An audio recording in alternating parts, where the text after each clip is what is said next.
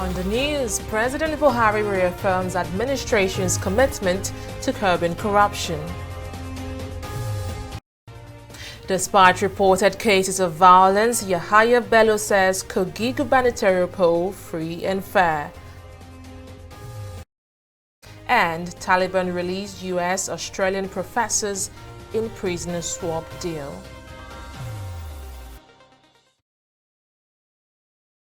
A warm welcome to News Now. I am Fidelia Aguncha. President Muhammadu Buhari has asked the National Assembly to fast-track the passage of the Special Crimes Court Bill.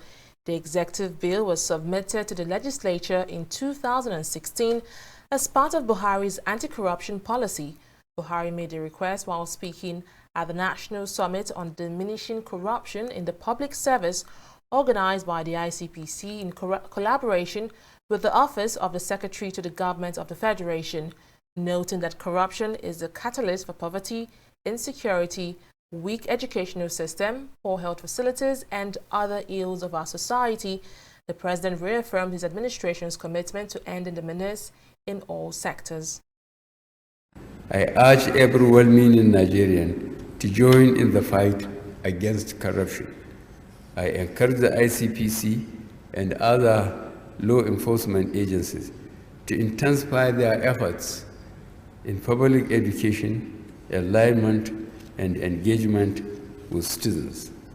I also urge our development partners, civil society organizations, and the media to continue to support our efforts to strengthen ethical values in our public life.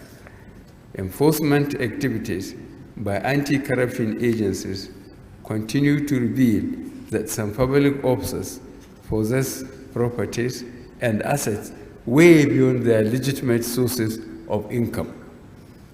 Asset recovery cases in court also reveal that some of these criminally minded public officials are quick to disown these properties during investigation and in court.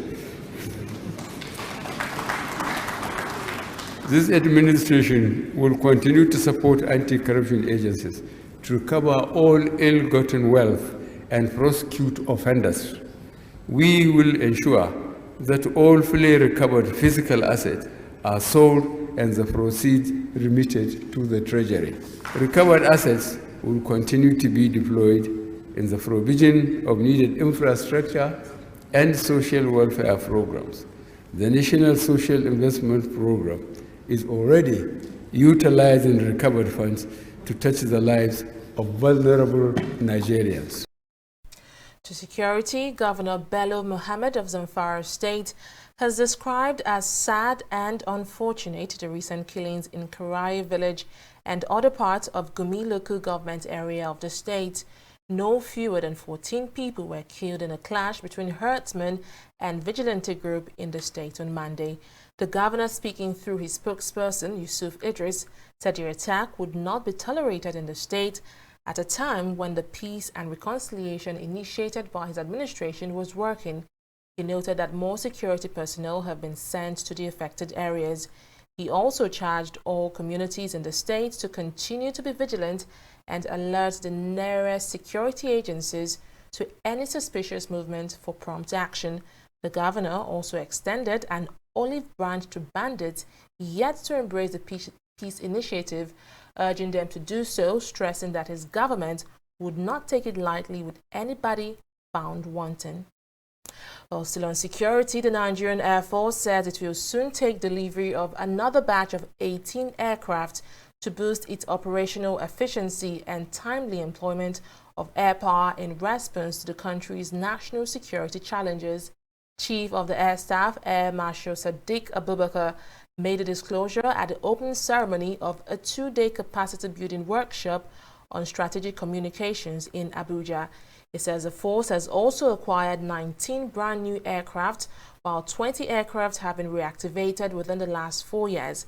Sadiq added that the service has executed over 900 infrastructure projects, including office and residential accommodations, schools, as well as hospitals.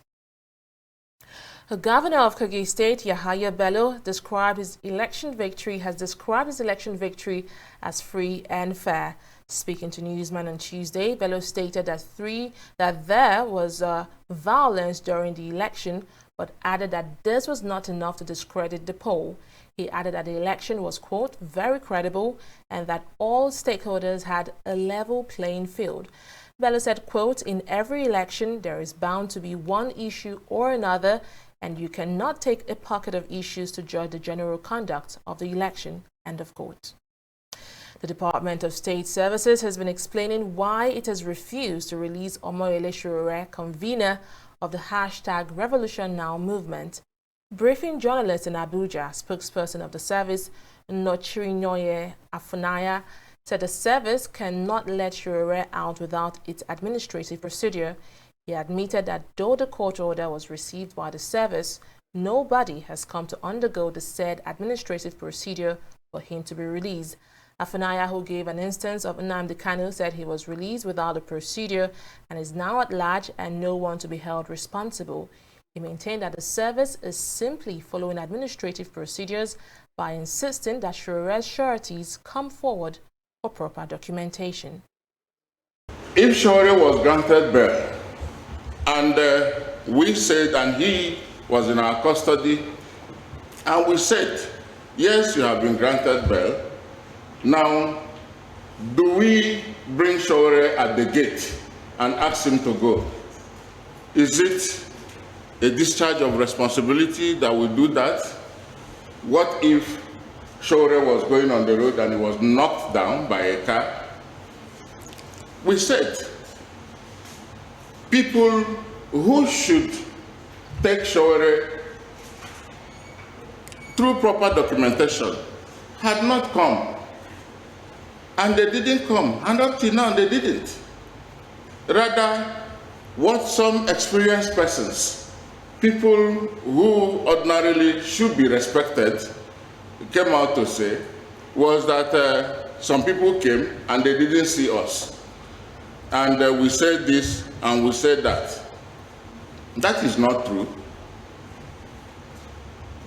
Miscreants, protesters, and some people who were not parties, unqualified, to stand and document properly and take responsibility that Sowore had been released to them, did not come. Or those were the kind of persons we saw. So they were not the appropriate persons. Nigeria has joined the rest of the world to mark the World Toilet Day for 2019. Themed Leaving No One Behind, the day is set aside by the United Nations to create awareness on the dangers of open defecation. Well, this next report looks at the open defecation situation in Nigeria while also highlighting efforts made by the Nigerian government to meet the 2025 target of eradicating open defecation. Wooden makeshift structures like this serve as toilets to thousands of people living in the slums of Lagos. With no proper channel for its disposal, the waste released here often end up in rivers, sewers, and other water sources, creating tons of health risks. Ladies and gentlemen, this is one way the government is hoping to tackle the menace of open defecation, an insanitary lifestyle which, according to global estimates, is practiced by 1 out of every 4 Nigerians. Using languages native to the host communities, the campaigners highlight the many dangers of this practice and healthy alternatives. we are employing me and you to dispose our waste properly. Through its Clean Nigeria initiative, the federal government hopes to eradicate open defecation by 2025. In that regard, the government recently partnered with the private sector. Only 34% of Nigerians have access to toilets. A lot of us, over 100 million people are openly defecating. This is a crisis. There is a lot that needs to be done. We need to make sure that, all the government, both from the federal government, the state and the local government, that everybody is on board. But not just that. We also need to have civil society, the media, and people at the grassroots level. The communication industry that are here, IHS is here. One of their objectives or roles or responsibilities will be private sector advocacy. We are very soon, when you recharge your phone, you have in Yoruba, Hausa, and Igbo, clean Nigeria, use the toilet. It will be part of their corporate social responsibility. But are these efforts really impactful? And is Nigeria on its way to becoming open defecation free? We can definitely achieve that in Nigeria. By having more public toilets. You understand? There is one thing for government to build a public toilet, and there's another thing for them to maintain it. You understand? To maintain it very well. And to educate people how they can use the public toilets. If we are damn serious, you have to carry everybody along. I have not seen that sensitization from government. Like you said, today is World Toilet Day. I don't know. I'm not aware of that. So I believe some people they don't know about it equally. So if you want to do anything, you have to carry people along. If they can give us enough orientation and tell the people they need not to do that, I think by so doing, people will be very conscious of that, and we can achieve whatever they said on that. So I'm very, very sure we can really achieve it. Of the 774 local government areas in Nigeria, only 13 are open defecation free. To meet its 2025 target, the federal government would need an estimated 959 billion naira and build no fewer than 2 million toilets yearly, beginning from 2019 to 2025. Fidelea Guncha, TV360, Lagos. Meanwhile, the Nigerian Senate has urged the federal government to increase awareness on the dangers of open defecation in the country. This followed a point of order raised by Senator Clifford Odia at Tuesday's plenary on the need for proper personal hygiene. In his presentation, Odia noted that the appeal is in line with the United Nations recognition of November 19 as World Toilet Day, which seeks to break taboos and make sanitation a global development priority. He also tasked the Ministries of Health and Water Resources to increase awareness on the dangers of open defecation to the environment. In his remark, President of the Senate, Ahmed Lawan, emphasized on the need to provide toilet facilities in every nook and crannies of Nigeria to ensure stoppage of the menace. The idea is just to remind Nigerians, and in fact the government of the Federal Republic of Nigeria, of the need for us to live in a safe environment that will engender health living among the people. To that extent, Mr. President, I want to use the opportunity to urge the government of the Federal Republic of Nigeria and indeed the Federal Ministry of Environment, Water and Health to increase the awareness program on the danger of open defecation in the country.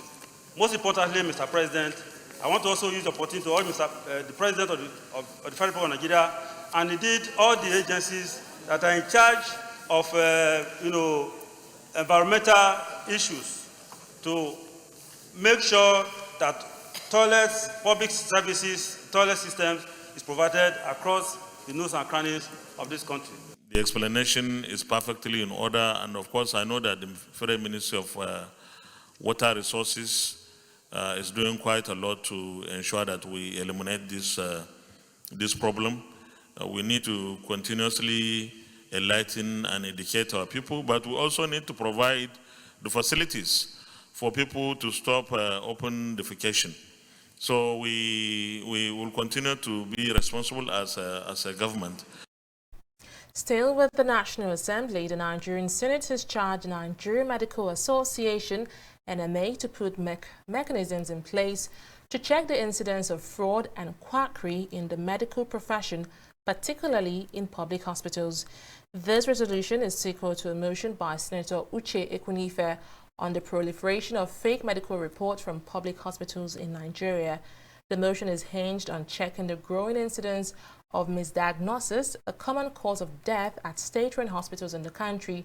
Lawmakers who spoke on the motion stressed the need to give crucial attention to the health sector. The Senate also directed the Federal Ministry of Health to set up an efficient and proper mechanism to identify and prevent the dangerous trend of fake medical reports emanating from Nigeria's public hospitals. The Senate accordingly resolves to direct the Federal Ministry of Health to set up an efficient and proper mechanism to identify and prevent this very dangerous trend in public hospitals, and also to urge Nigerian Medical Association, NMA, to identify its efforts, to intensify its efforts in checking incidences of fraud and quackery in the medical profession. The Nigerian legal system depends to a large extent, in some instances, on medical reports to advocate on issues that border sometimes on criminality. And if medical reports are commercialized and can be purchased very freely and willingly, then, Mr. President, innocent persons are very vulnerable to conviction on criminal charges. Mr. President, the danger of this, even to our lives, is more worrisome. If we are spiritually all right, which is what we should be, I don't think a sane doctor will sit down in his office and issue fake medical certificate full of lies to somebody who has come to me. Why not have the courage and tell, look, I will not do this. Excellency, I agree with her that this should be stopped. Babatunde Gbadamosi, the Lagos State Action Democratic Party governorship candidate in the 2019 elections, has urged government at all levels to create opportunities for young people to address the high rate of youth unemployment in the country.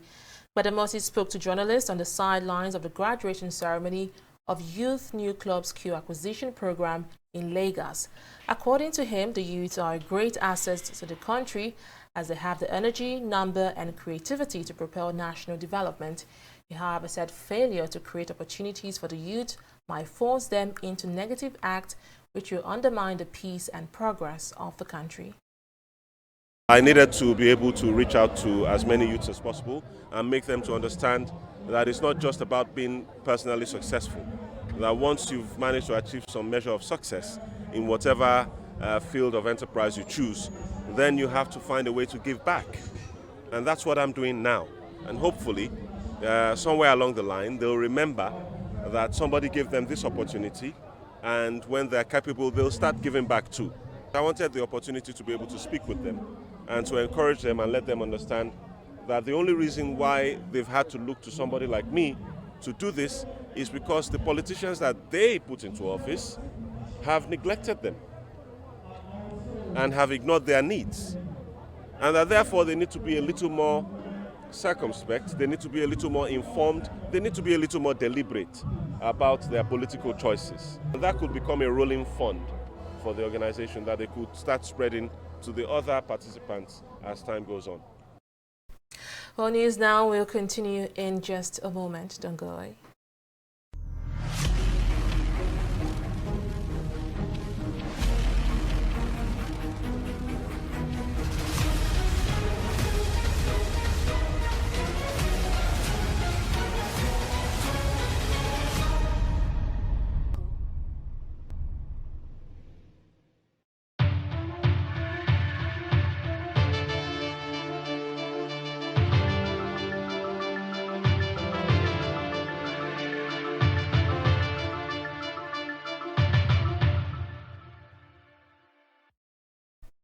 Welcome back. Let's now talk business with Annette Felix. Hello, Annette. Hello, Fidelia. What's making headlines over there? Well, the Nigerian Senate has received 6 aviation bills from President Muhammadu Buhari for consideration and passage.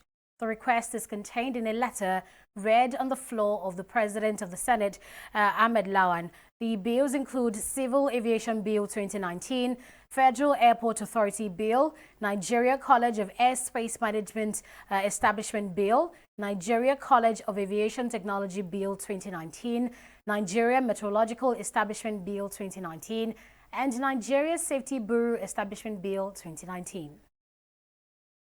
Pursuant to Section 58 of the Constitution of the Federal Republic of Nigeria 1999 as amended, I formally request that the following 6 bills be considered for passage into law by the Senate. A. Civil Aviation Bill 2019. B. Federal Airports Authority of Nigeria Bill 2019. C. Nigerian College of Airspace Management Agency Establishment, etc. Bill 2019. D. Nigerian College of Aviation Technology Establishment Bill 2019. E. Nigerian Meteorological Agency Establishment, etc. Bill 2019. And F. Nigerian Safety Investigation Bureau Establishment, etc. Bill 2019. While I trust that these bills will be expeditiously and favorably considered by the Senate, please accept, Mr. Senate President, the assurances of my highest consideration. Yours sincerely, Muhammadu Buhari. The Asset Management Corporation of Nigeria, AMCON, has taken over 2 properties belonging to Ademola Seriki in Lagos and Abuja over an outstanding indebtedness of nearly 1 billion naira. This is equal to the order of Justice Chuka Obiozo of a Federal High Court in Lagos. The case between AMCON and Seriki, who was a former Minister of State for Defense as well as former Supervising Minister for Mines and Steel Development, had lingered for a while. AMCON said in a statement that it did not in the first instance resort to the court except when the obligor and that Seriki defied all overtures from the corporation for a peaceful resolution of the obligation. It added that the non-performing loans of Ademola Seriki were sold to AMCON by the defunct Oceanic Bank and Sky Bank. The corporation stressed that when efforts to amicably resolve the loans were frustrated by the former minister, prominent member of the ruling All Progressives Congress, it was left with no other choice than to refer the matter to the court. After this break, we'll review trading activities on the floor of the Nigerian Stock Exchange. After this.